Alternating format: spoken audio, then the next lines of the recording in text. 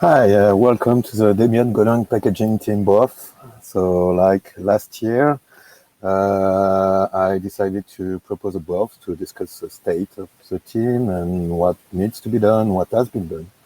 So let's start. So the idea is first to make like a roundtable, present oneself briefly. Hold on, it doesn't seem to be going.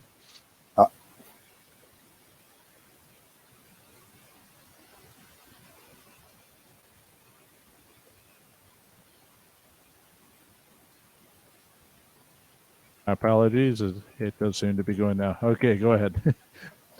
Hi, so welcome to the Debian Golang packaging team BoF.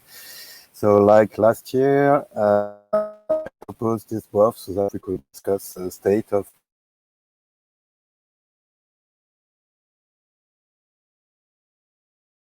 how to move forward. So let's start by doing a round of presentation.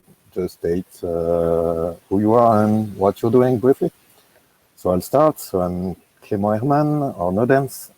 I'm not a real very active member of this team, but some stuff needs to be done, and I try to at least help doing them. So, okay, go ahead. Who's next? I'm happy to go next. My name is Reinhard. I've been in Debian around for quite some time. I've done a lot of work in the multimedia team and random other packages. I started becoming active in the Debian Go community mostly because I'm interested in some container-related packages. I have packaged the container-related tools, Builder, Scopio, and Podman, which aims to be Docker replacements. Docker is also maintained inside of the Debian Golang team. And there was quite a bit of work for packaging all the reverse dependencies that exposed me a lot of what the Go team in Debian is doing. And I am attending this BoF to learn more about you folks and to see how we can make Go in Debian better. Thanks.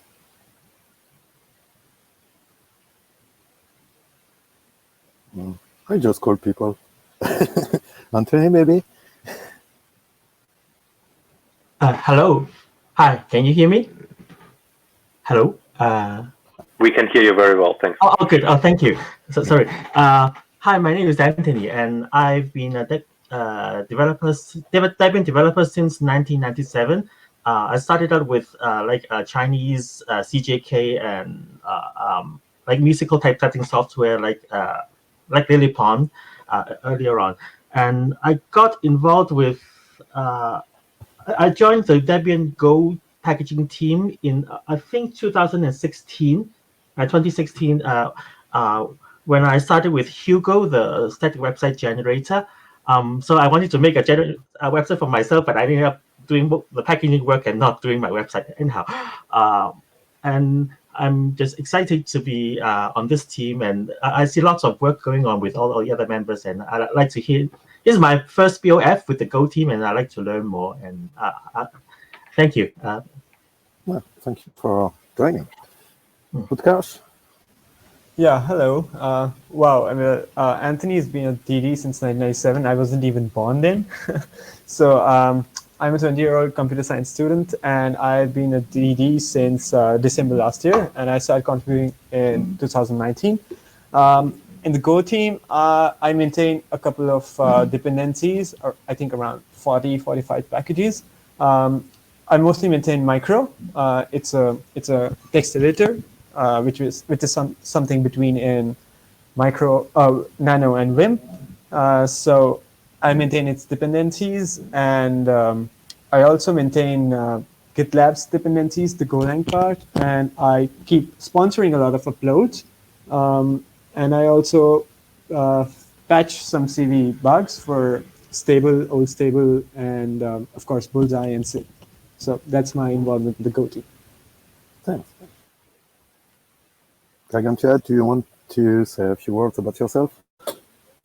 Yeah. Hi, my name is Nilesh. I'm a member of the Go team since the past few months.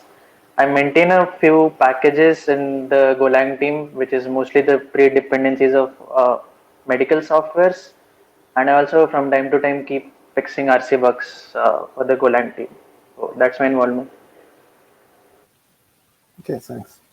And I see we have Luca Kanashiro on the pad, but is not in here apparently. Well, anyone else want to present himself? Otherwise, we'll just move on.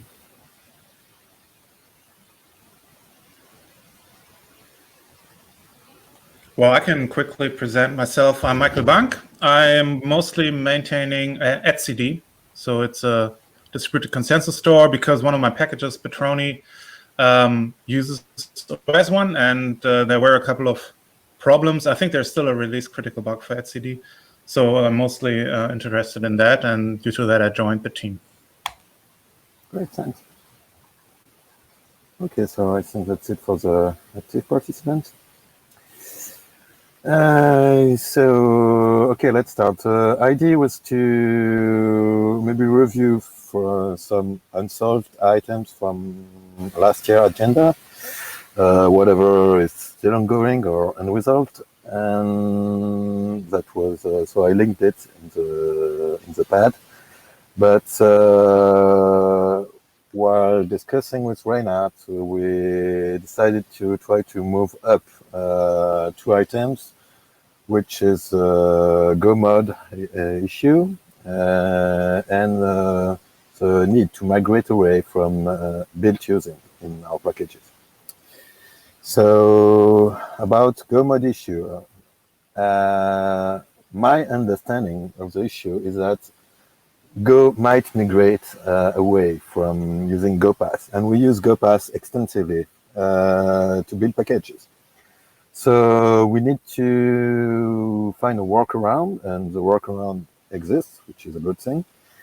The thing is, our tooling does not yet handle that.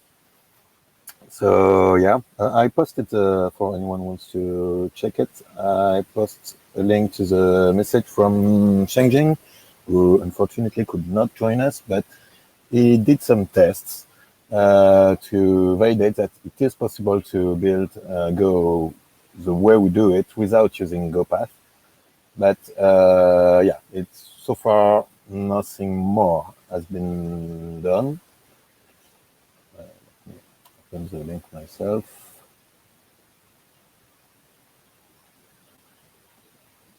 So yeah, the idea is to use a specific Go build command line with some stuff. Well, I have to admit I don't really get what it implies. So if anyone has more information about that, could talk about it. I mean, I'm happy to try to hack the Golang to handle that if needed. But I mean, it's Perl, and I do a bit of Perl. But I would need help in understanding, okay, what's actually going on and what needs to be changed. I did take a look at the implementation of the current Golang developer. What it is currently doing is a very interesting hack and very creative hack. So with GoPath, how it usually works is you do go get populate your working directory with all the dependencies and all the libraries that you have in a working directory, and do go build by setting GoPath to do, okay, build what I have right here.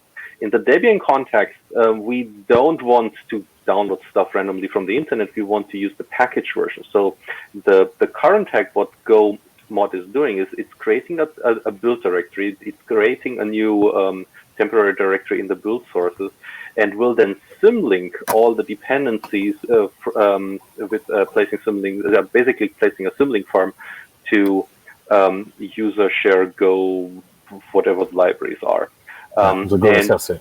Yeah, and on top of that, the actual sources are being copied in. So how I understood Xinjing's email, what he was proposing, instead of doing that, it seems to be possible to use a completely different approach, which, to be frank, I find very attractive and very interesting. So instead of building this temporary directory, we could instead rewrite the Go mod file in a way that says, well, the Go mod file contains the name and the SHA-1, the cryptographic checksum.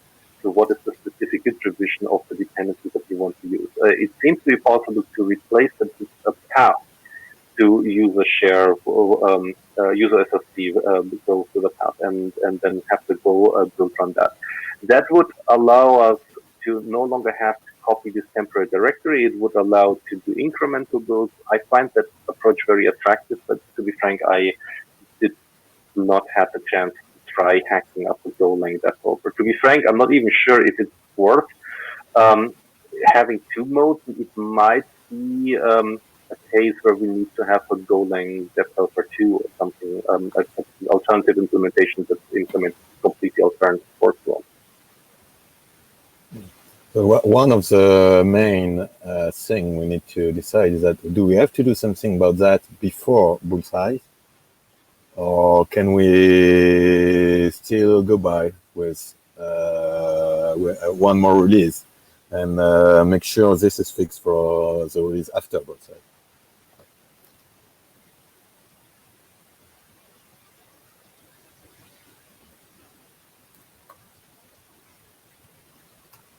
Anyone have insights? I guess the question is, right now we are using Golang 1.14. Do we plan on moving to a newer version of Go before Bullseye release or not? Well, my personal opinion on that is that if we don't absolutely need it for a very important package, let's not. But unless we have information about, okay, well, this would be deprecated and there will be no security support in the next 2 years. But yeah, well, anyway, security support of Go packages is also an issue, and that would be the next item, but maybe someone else wants to discuss a bit more about the Go mod.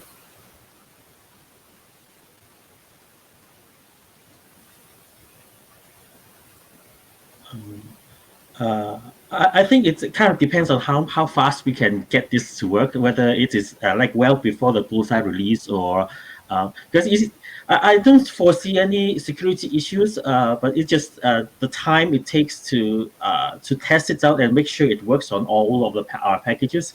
So yeah, I know we are all busy like with fixing bugs in existing like other bugs, and so these things takes time. And for example, like with the so-called new packaging workflow with DHMake, Golang, etc., these takes time for people to understand, absorb, and to write like change the tools for them. So I think that's the bottleneck, and I guess we'll just see how fast we can get all things ready for the next release, either Debian 11 or 12. Yeah.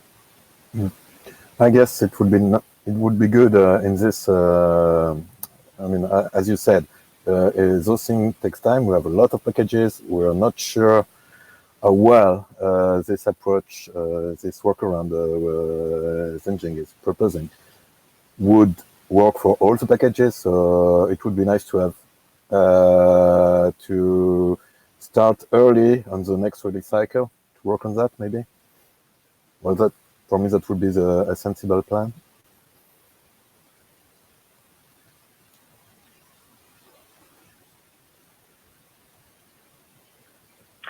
If I may share my personal opinion, I think you're right. We have a lot of work to do, and I don't think that we can have like a cutover date after which we will do a mass migration of package to one side or another. I do think there needs to be an extended transitional period, like we do for developer compatibility levels. I think we can start working on this novel way of dealing with Go mods, like something proposed and explore and experiment with that in parallel to existing packages. And existing packages, I mean, we do have quite some packages that don't even use Go mods at all. So we would need to keep the existing implementation around for those packages anyways. Right. With that in mind, I don't think there's it's a prioritization call. I think you proposed to wait for that after Bullseye release. I don't think we need to wait. I think if we feel this is something important because the next release of upstream Golang will drop the support for GoPath, we need to have something in place as soon as possible. It would be prudent to start working on this GoMod deb helper sooner than later. But it's a prioritization call because we also have other things to do, like migrate from build using a part further down the road. So I wonder if we and how we can achieve both goals in a reasonable time frame. Yeah, well, I let me rephrase. When I was saying start working on that, I'm not suggesting, well, that was poorly phrased because I'm not suggesting we should not work on that at all. I mean, I'm fine if anyone wants to start looking at that and start to hack some tools to work on that. I mean, I'm not going to disagree with that. On the contrary, that would be great. The thing is, we can't make, in my opinion, and it's only my opinion, we can't make that a priority over other issues like stop using, build using, and stuff like that, for the, which are a requirement for the next release. And the next release, I mean, the freeze is 6 months away. Less than that, actually. But I think you're right. We can always start staging stuff in experimental and then do archive rebuild and see how much work that we have to do, and then maybe from there we decide if it's compatible to go with Bullseye, or we should let Bullseye get released and then maybe upload it to SID. So maybe, yeah, starting this transition and staging and uploading to experimental would probably be a good way, I think. Yeah. Okay. So let's move on to the next item, or anyone else want to chime on this one? Okay, I guess we'll move on. So yeah, next item is migrate away from build using. So a bit of context here. We are using the build using control field in our packages to know which packages are used to build a specific package.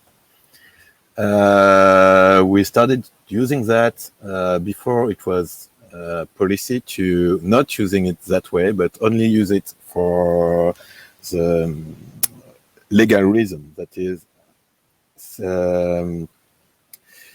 I mean, telling, okay, well, I did build this thing with this other thing, and that's required, for instance, by the Apache license.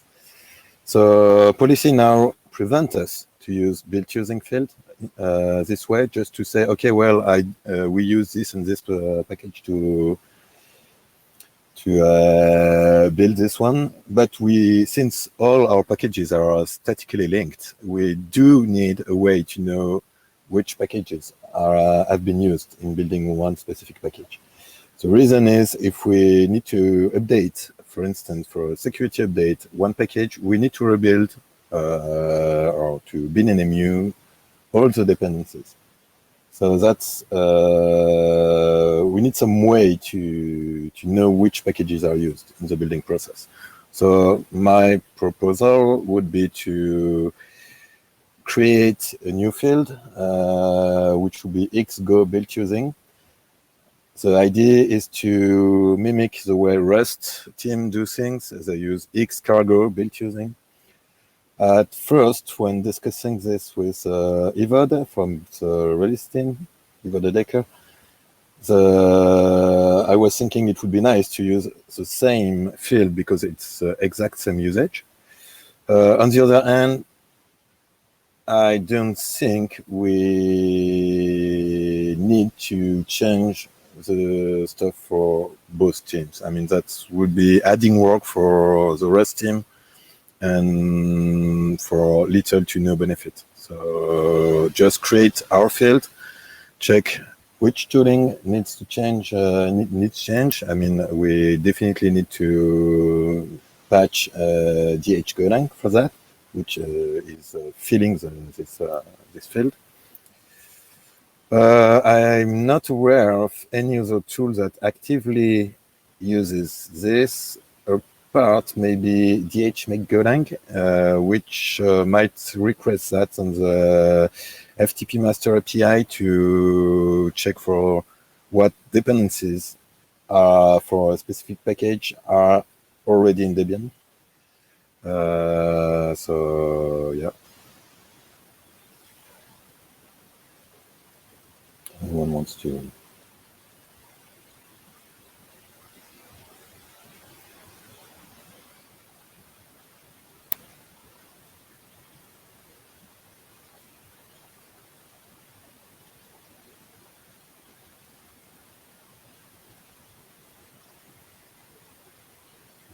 Well, while you think about it, I'll just try to answer the questions that's appearing in the pad. So yeah, well, is Go ever moving away from static linking? I don't think any distribution is actually using the dynamic linking in Go. I've been talking with people from Canonical, and they actually removed that from, they started an experiment in that, and they removed it because they say it's not ready yet. I mean, no one builds dynamic modules. It exists in the Go tooling, but no one is actually using that. So the idea is that, well, upstream is not using it, and we are probably going to have a lot of issues if we try to do that, and I'm not sure it's worth the effort. Of course, it would be nice to not have static linking, but I don't see that happening in the Go ecosystem soon.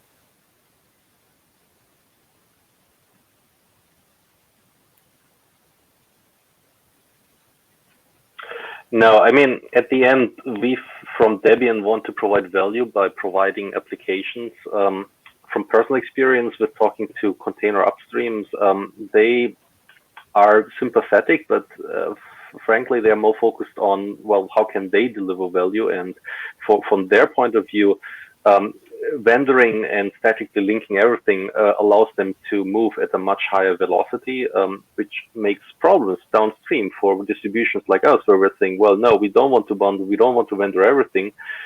We want to provide a universal operating system where we control what are the bits and pieces that we provide.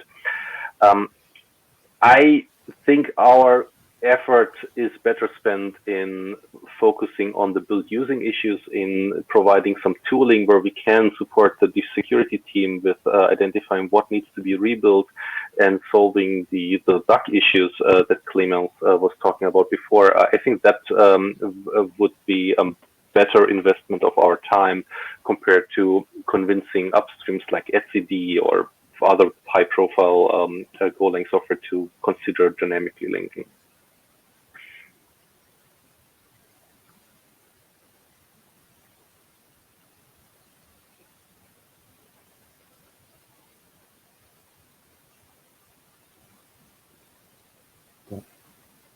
Thanks. I agree with you. Well, and apparently no one disagrees. If someone disagrees, please shout. Okay, so yeah, well, that's we are actually moving to the what is the issue for the release team and the security team with Go nowadays? It's the same issue that all statically built language have. I mean, Rust has the same issue, and any other language which works the same way would have the same issue. The thing is, Go is much more ubiquitous than Rust, for instance. And when you have to update one Go package, if it's a library and if it's a popular library, Well, you will have to work on lots of other packages, and so the problem is I was so last year we were evoking this issue already. Meanwhile, I've tried to summarize it by talking to people from release team, mainly Ivo Dedeker, but also Paul Elbrus and people like that. So yeah, it's there is a DAC issue that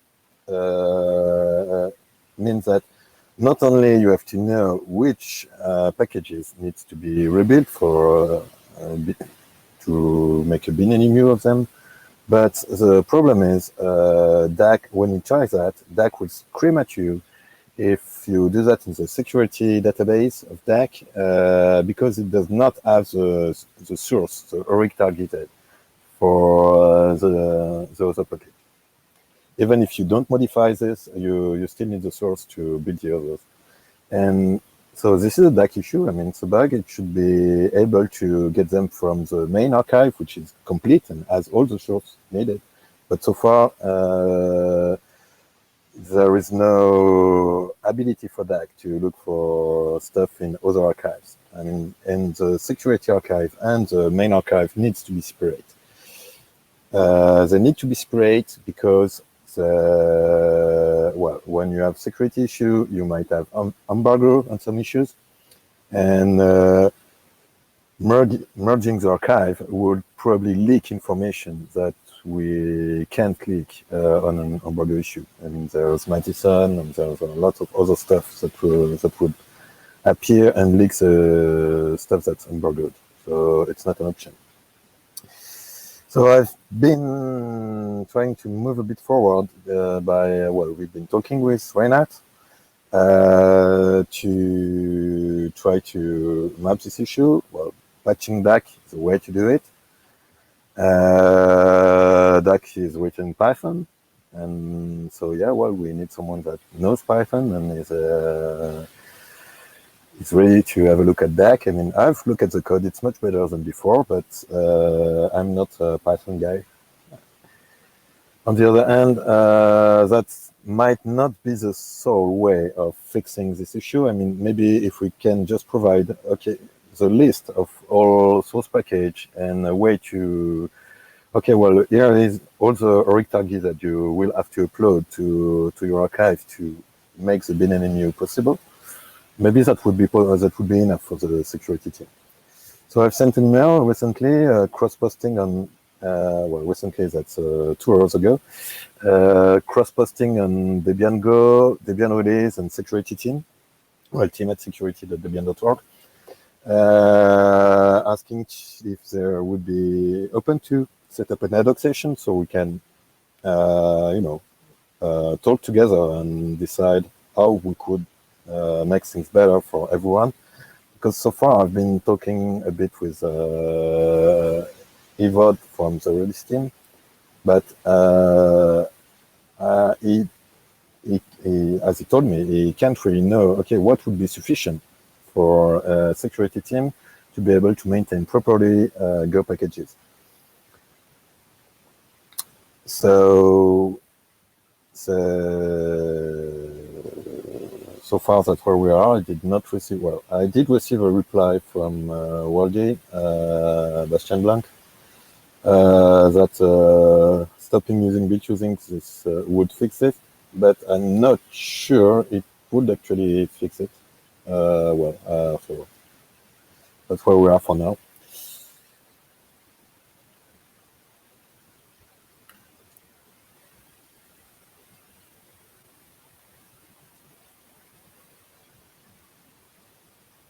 So, to be frank, I find the current situation a little bit confusing. If we step a little back, the issue about supporting security support is clearly not specific to the Golang community. We also have other language communities that are pretty much in the same boat. Most notably are the Haskell and OCaml communities, which also do statically linking, and the release team has standing trackers for those.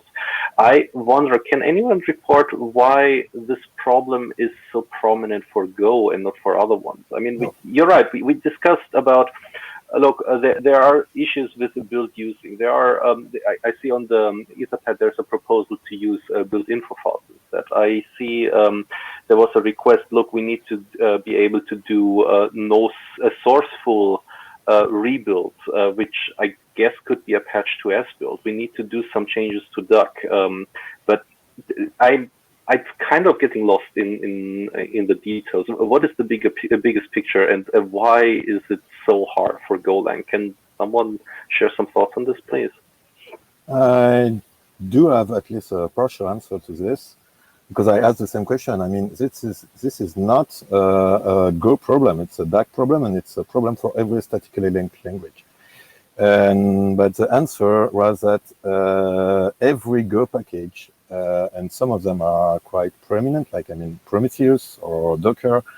There are important packages. There have security updates and stuff like that. The thing is, there are lots of Go packages. There are Rust packages or OCaml packages. There are a lot less of them, and they are not as critical as some Go packages are.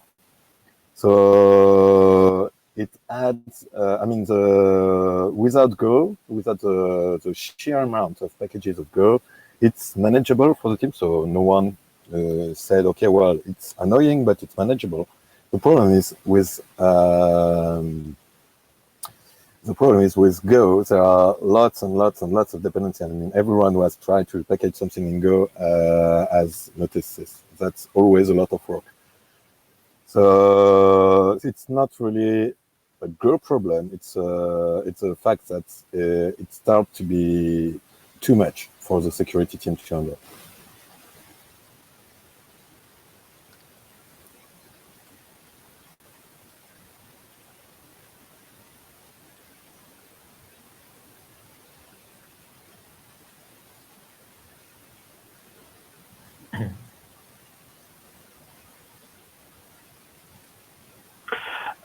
I mean, at the bottom line, Clément and I discussed 2 days ago, actually, some of these details, and I think we both agreed that this is a topic that needs to have the right people involved, and this is a topic that has a lot of angles to look at that would easily exceed the scope of this BoF.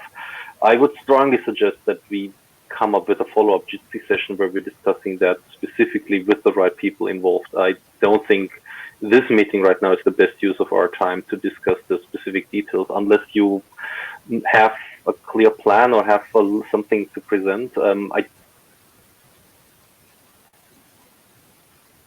Yeah, well, I totally agree with that. I mean, that's the meaning of my email to my cross-posting a while ago. It was good that you brought this up, because I didn't even know about these issues. So what I might have heard of it about these from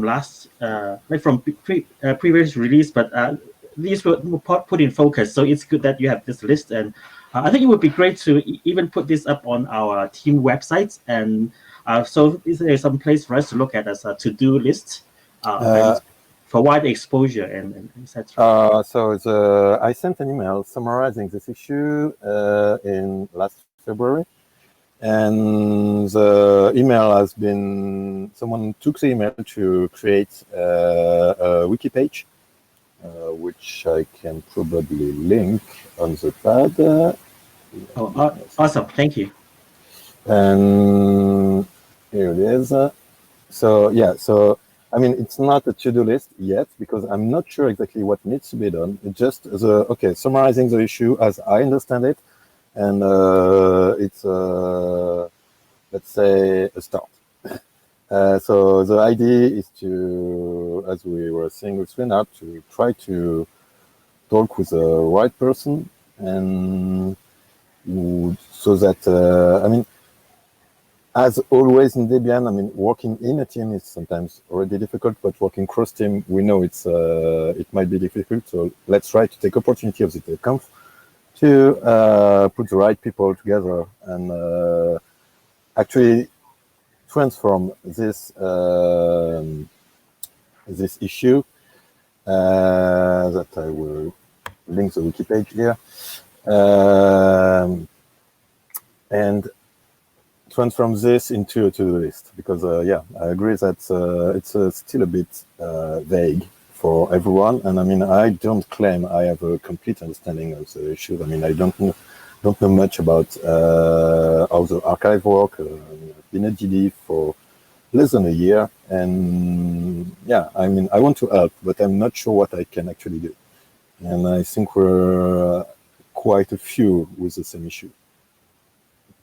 But yeah, for sure, since I've been organizing the BoF last year, I've gained some exposure in Debian toward Go. Like people consider me the Go person, and well, why I don't consider that true, it means that people came to me to ask me, oh, well, when are you going to do something about this? And usually people from the release team. No, then could we try to ping the right people and schedule an ad hoc session until the end of the week to discuss about those things and get some extra action items instead of just if you're on the Go Debian Go mailing list, you can probably see the email I sent a couple of hours ago. Which was sent to the release team, well, the Debian release mailing list, and the team at security.debian.org. So that's the idea. Let's try to set up this session, and if and when, well, hopefully when I have people saying from this team saying, hey, yeah, I'm okay to let's do that. Well, I will, of course, report back on the list and everywhere. I'll say, oh, well, let's set up a GC session and something. And, well, people, please join. I can't do that alone.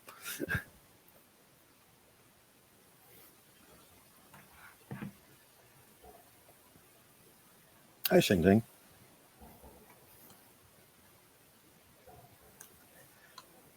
Yeah, good to see you join us, Shengjing. If you have any feedback on this issue we discussed or anything, please speak up. Also, I think we all have only 8 minutes left. Is it the case? Do we end at 6? Yeah, the BoF is 45 minutes. Well, I was expecting this, talking about this, taking much time, and yes, I suggest we move on, because, well, we probably exhausted the project from now. So the next items we had last year, let's go quickly on them. So there was a Go library transition rebuild issue that was evoked, and so yeah, the issue was that there were some new upstream releases that were released and uploaded to SID during the stream, during the freeze, and of course that is a problem, because if they don't migrate, well, they will migrate if we fix another package that depends on them. So we absolutely need to refrain doing new upstream releases during the freezes. New upstream release should be done only on experimental, as long as the freeze is going. Otherwise, it's a nightmare for everyone. Shengjing last release has had to re-upload a lot of packages with ugly versions, like something dash really something. Yeah, let's try to not do that again this release. And the problem is of course, we can't prevent people to make mistakes, but we need to maybe try to communicate more about all this so that this mistake is not done. And I don't know if there is a way to maybe prevent, or at least not prevent that, but at least make people aware that they are doing that. Maybe linted check or auto package test check. If anyone has an idea, that would be great.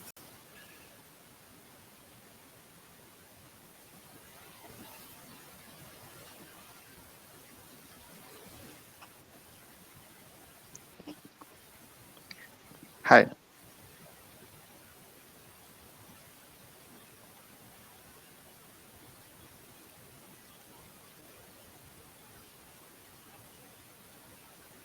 Let's think I heard someone starting talking, but I can't hear anymore.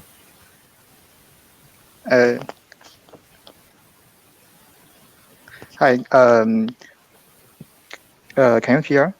Yeah, it's okay. Okay. The problem of during the freeze time is because we are. I think you have talked the issue about the built using issue.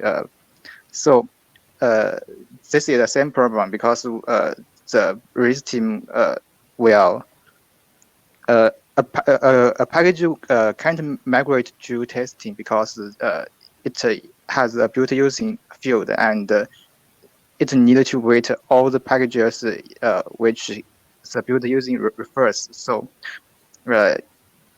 if one of the library is bumped in the during the freeze time, then and the release team is not happy to set a allow list for it. So all the reverse dependencies will be blocked. So this is a major problem why we can't allow people to uploading any packages not intended for the testing during the freeze time. Yeah, I agree. It's kind of the same problem as well. It's not the same problem as the whole built using issue, but it has connections. And I mean, fixing the built using usage will probably help somehow, but yes, it's still we still need to avoid those unwanted transitions. So maybe an experience report while working on the dependencies that I had to update for Podman 2. I was using the RAT tool, the RATT tool a lot, and was surprised that some of the dependencies that I had to upload were as much as 50 rebuilds that were necessary. I went through all of that and staged them in experimental, and it's totally doable even on a laptop, but it is tedious, and it's something that I think could benefit a lot from automation. Maybe that could help people making more informed decisions whether a new upstream upgrade or whether an update of a Golang package would be appropriate or not appropriate. I see there was an item on the agenda, on the BoF agenda, about maybe we can use some Salsa CI pipelines to assist with these rebuilds so that you don't have to run DRAT on your local laptop. Shenzhen, do you think that would be an effective means to help with that particular issue?